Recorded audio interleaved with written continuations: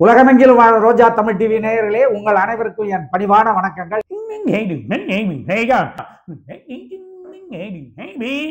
ஒரு பள்ளியில பிரச்சனை ஏற்படும். அந்த பிரச்சனையால மற்ற பள்ளிக்கு சில குழப்பங்கள் ஏற்படும். அந்த மாதிரி நிலைமை ஏற்படுறத நம்ம பார்க்க போறோம். எதிர்பார்க்காத ஒரு அரசு விடுமுறை அது வரும். நல்லதுக்கு தான், நல்ல ஒரு எதிர்பார்க்காம வழியா நமக்கு வரும். திருச்சி, கோயம்புத்தூர், தென் மாவட்டம் முழுவதும் மழை இருக்கும். அது இல்லாமல் மலை, அதாவது கோயம்புத்தூர் அந்த ஏரியா இல்லைன்னா குன்னூர் அந்த பக்கம்லாம் மலை அடிவாரத்தில் இருக்கவங்களாம் கொஞ்சம் கவனத்தோடு இருக்கிறது நல்லது. மாதம் கடைசி இந்த 6 நாளைக்கு அப்புறமா, அதாவது மந்த் எண்ட்லேருந்து அந்த இன்னிலேருந்து 6 நாளைக்கு அப்புறமா பெரிய மழை காற்று.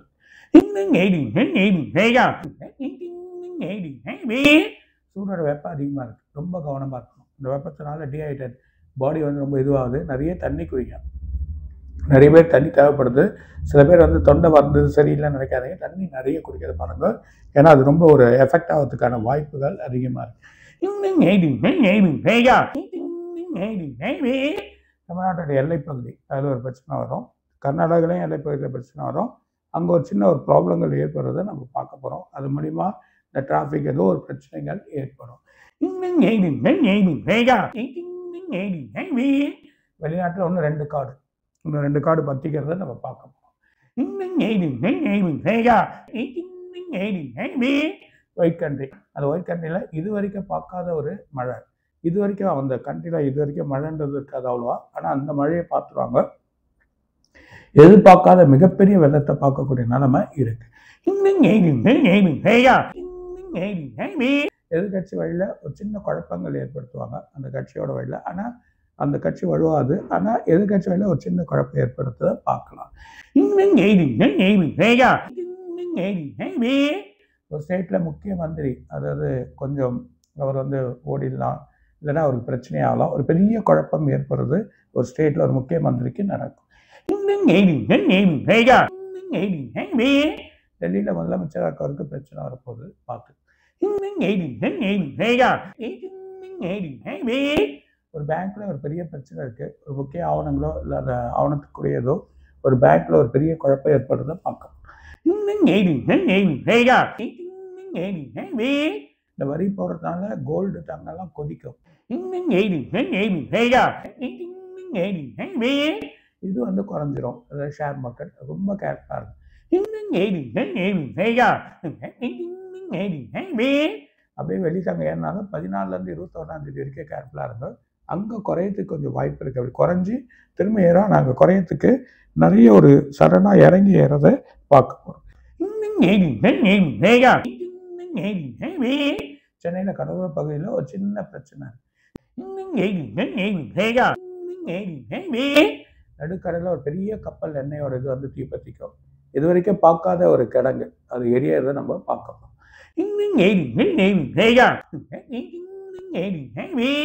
அடுத்த மாதம் சூரிய கிரகணம். அந்த கிரகணம் மாறினப்புறமா தான் பலவிதமான மாற்றங்கள் ஏற்படும், பலவிதமான வழிகள் கிடைக்கும். அரசியலில் ஒரு பெரிய மாற்றங்கள், அது இல்லாமல் பலவிதமான மாற்றங்கள் ஏற்படுறதை நம்ம பார்க்க போகிறோம். அமெரிக்கா வளாகம் முழுதுமே பெரிய போராட்டங்கள், அந்த மாதிரி நிலைமை ஏற்படுறதை பார்க்கணும். திரும்ப ஒரு முஸ்லீம் நாட்டில் எதிர்பார்க்காத ஒரு சண்டை ஏற்பட்டு அதனால சில குழப்பங்கள் ஏற்படுறதை பார்க்க போகிறோம்.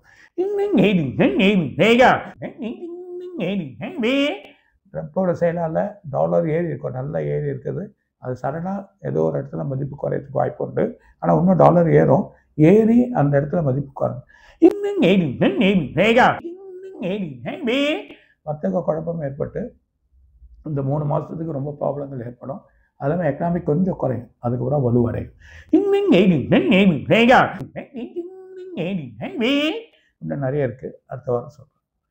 சார், நீங்கள் சொன்ன மாதிரியே வந்து பல விஷயங்கள் நடந்திருக்கு. அந்த ட்ரம்ப் விஷயம் வந்து ட்ரம்ப் இப்போ வந்து இந்தியாவுக்கு 50% வரியை உயர்த்திட்டாரு, இன்னும் உயர்த்துவேன்னு சொல்லியிருக்காரு. இதனால் வந்து ஒரு பெரிய உலக அளவில் பொருளாதாரத்திலையும் பதட்டம் ஏற்பட்டிருக்கு, இந்தியாவிலையும் மிகப்பெரிய பதட்டம் ஏற்பட்டிருக்கு. இது எப்படி போகும், என்ன ஆகும் அப்படிங்கிறத சொல்லுங்க. இதை பற்றி நம்ம பயப்பட வேண்டிய விஷயமே கிடையாது, எந்த ஒரு குழப்பமும் இருக்காது. ஆனால் கூடுதல் ஆளுங்கள்லாம் பேசுவாங்க, அதுக்கான வழிமுறைகள் பண்ணி குறைக்கிறதுக்கு பார்ப்பாங்க. இருந்தாலும் எங்கே நம்மளோட எக்கனாமிக் வந்து கொஞ்சம் 3 மாதம் டம்ப் ஆகும் தவிர திரும்ப ரைஸ் ஆகிடும். இப்போ நம்முடைய பிரதமர் வந்து இந்த நேரத்தில் வந்து சீனா ஜப்பான் பயணங்கள் போகிறதா அறிவிச்சிருக்காரு. அதை அறிவித்த உடனே ட்ரம்ப் வந்து வரியை உயர்த்திட்டாரு, இன்னும் உயர்த்துவேன்னு சொல்லியிருக்காரு.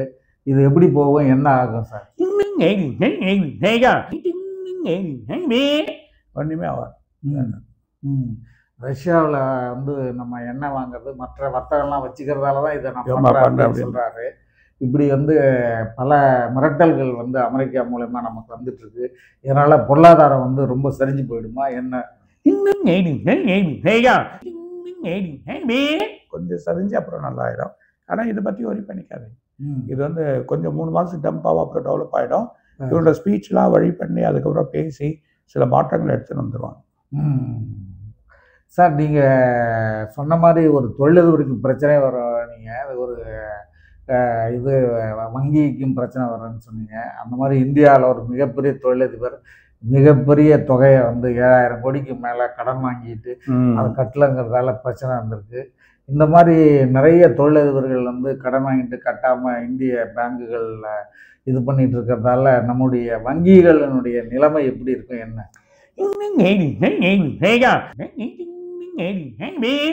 2-3 பேங்க் தான் அந்த பிரச்சனைகள். ஆனால் மற்ற பேங்க்லாம் நல்லா தான் இருக்குது. ஆனால் பயப்பட வேண்டிய விஷயம் கிடையாது. இதுக்கான வழி அவங்க செலுத்துவாங்க. அவங்கக்கிட்ட வேறு ரூட்ஸில் ஏதோ ஒரு பணம் இருக்கும், அது செலுத்துவாங்க இப்போ இருக்கிறக்கிட்ட. ஆனால் முதல்ல ஓடினவங்களாம் வராது, இப்போ இருக்கிறக்கிட்ட வழி. சார், ஆளுங்கட்சியில் இருக்கிற கூட்டணி கட்சிகள்லாம் வெளியேறும் அப்படிங்கிற மாதிரி பேசிகிட்டு இருக்காங்க. அப்படி ஏதாவது நடக்க வாய்ப்பு உண்டா? ஆளுங்கட்சியினுடைய கூட்டணி வந்து கொஞ்சம் வந்து ஆட்டம் காணுமா என்ன அப்படிங்கிறத சொல்லுங்க. கண்டிப்பாக ஆட்டம் என்றைக்குமே மாறாது. ஆனால் ஒரு கட்சி மட்டும் கொஞ்சம் குழப்பமாய் அப்புறம் சரியாயிடும்.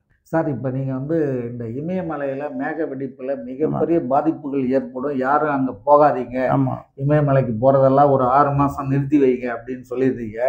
அதே போல் இப்போ 2 நாளைக்கு முன்னாடி உத்தராகண்ட் மாநிலத்தில் மிகப்பெரிய மேக வெடிப்பு, ஏற்கனவே அந்த இது சொன்னேன், அடிச்சுன்னு போகும் 2 கிராமம். ஆமாம், 2 கிராமமே அடிச்சுட்டு போயிடுச்சு நீங்கள் சொன்ன மாதிரி. இப்போ மீண்டும் அந்த மாதிரி ஏதாவது பிரச்சனைகள் வருமா என்ன அப்படின்னு சொல்லுங்க.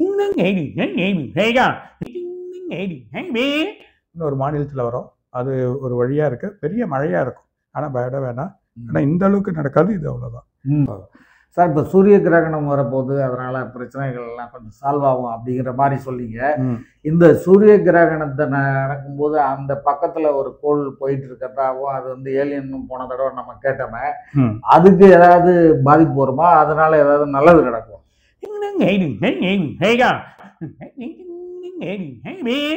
பாதிப்பு இல்லை, சூரியனை நெருங்க முடியாது எதுவுமே. ஆனால் பாதிப்பு கிடையாது. அடுத்த வருஷம் 2026 தான் இந்த சூரிய குடும்பங்களுக்கெல்லாம் சில பிரச்சனைகள், அதை பற்றி நம்ம தனியாக சொல்கிறோம்.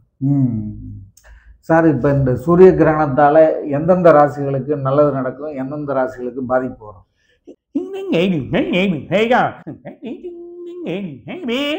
சிம்மம், கன்னி, துலாம் 3த்துக்கும் நல்லா இருக்கும்.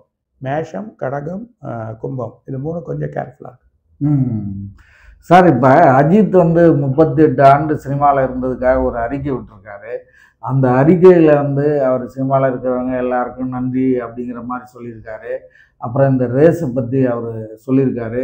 அதே நேரத்தில் எனக்கு வந்து இந்த பத்மபூஷன் விருது கொடுத்த இந்த ஜனாதிபதிக்கும் பிரதமருக்கும் நன்றியெல்லாம் சொல்லியிருக்காரு. இதெல்லாம் வச்சு பார்க்கும்போது அவர் வந்து ஒரு இந்தியாவை ஆளக்கூடிய ஒரு ஆளுங்கட்சி பக்கம் அவர் போவார், அவருக்கான வாய்ப்புகள் இருக்குது அப்படிங்கிற மாதிரி சொல்கிறாங்க. அந்த மாதிரி ஏதாவது நடக்குமா சார்? இப்போ எந்த முடிவும் இல்லை, அவர் எடுக்கிற மாதிரியே தெரியல. ஆனால் 2 வருஷம் கழிச்சு சில மாற்றங்கள் ஏற்படுறத பார்க்கலாம். இல்லை, விஜய்க்கு அவர் சப்போர்ட்டாக போவார்னு கூட வந்து பேசிக்கிறாங்க. அப்படி இருக்குமா? அவங்க 2 பேருமே நட்பு தான், வாய்ப்பு இருக்கு. சார், இப்போ எடப்பாடி பழனிசாமி வந்து ரொம்ப வேகம் காட்டி பிரச்சாரங்கள் எல்லாம் போயிட்டு வந்துட்டு இருக்காரு. அதே நேரத்தில் அவருக்கும் வந்து உள்கட்சியிலேயே எதிர்ப்பு இருக்குன்னு சொல்கிறாங்க. அந்த அதிமுகவினுடைய கூட்டணி எப்படி போகும், என்ன ஆகும் அப்படிங்கிற சொல்லுங்க. அவர் தான் வழி நடத்த முடியும். கடைசியில் அவர் கூட நிறைய பேர் சேருவாங்க. இப்போ இந்த தங்கம் வெள்ளியினுடைய விலை வந்து நாளுக்கு நாள் திடீர்னு தங்கம் விலை ஏறுது, சும்மா கொஞ்சோண்டு குறையுது. இப்போ ஆனாலும் ஏறிக்கிட்டே தான் போகுது. இப்போ வந்து ஒரு சவரனுடைய தங்கம் ₹1,00,000 மேலே போயிடுச்சு சார். இது எந்த நிலைக்கு போகும், என்ன ஆகும்? 10,500 11,000 போயிடும். அப்போ கொஞ்சம் விழும். 12,000 கிராஸ் ஆகிடும். அதுக்கப்புறமா மார்க்கெட் தெரியும். இந்த உலக பொருளாதாரம் இந்த ட்ரம்புடைய அறிவிப்புகள், வரி விதிப்புகளால் வந்து ஷேர் மார்க்கெட் ரொம்ப டவுன் ஆகுமா சார்? ஷேர் மார்க்கெட் நிலையாக இருக்குமா? ஷேர் மார்க்கெட்டில் முதலீடு பண்ணவங்கலாம் என்ன ஆவாங்க அப்படின்னு சொல்லுங்கள் சார். வர்த்தக முதலீடு பயம் இல்லை, கொஞ்சம் இறங்கி ஏறும். சரியா? ரொம்ப நன்றி சார். மீண்டும் அடுத்த வீடியோவில் உங்களை சந்திக்கிறேன். அடுத்த வாரம் சந்திப்போம் சார். நன்றி, வணக்கம். வணக்கம். ரோஜா டிவி நேயர்களும் கொரோனா கொரியர்ஸ்லும் இன்னும் நிறைய இருக்காக சார் சொல்லுவார். வணக்கம். இதுவரை நீங்கள் பார்த்த இந்த நிகழ்ச்சி உங்களுக்கு பிடிச்சிருக்கும் அப்படின்னு நினைக்கிறோம். இது மாதிரி பல சுவாரஸ்யமான நிகழ்ச்சி உங்களை வந்து சென்றடைய நீங்கள் செய்ய வேண்டியது ஒன்றே ஒன்று தான். ரோஜா தமிழ் டிவியை லைக் பண்ணுங்கள், ஷேர் பண்ணுங்கள், கமெண்ட் பண்ணுங்கள், சப்ஸ்கிரைப் பண்ண மறந்துடாதீங்க. அது மட்டும் இல்லாமல் எங்களோட செய்திகள் உங்களை வந்து உடனுக்குடன் வந்து அடைய நீங்கள் செய்ய வேண்டியது ஒன்றே ஒன்று தான். பெல் பட்டனை கிளிக் பண்ண மறந்துடாதீங்க.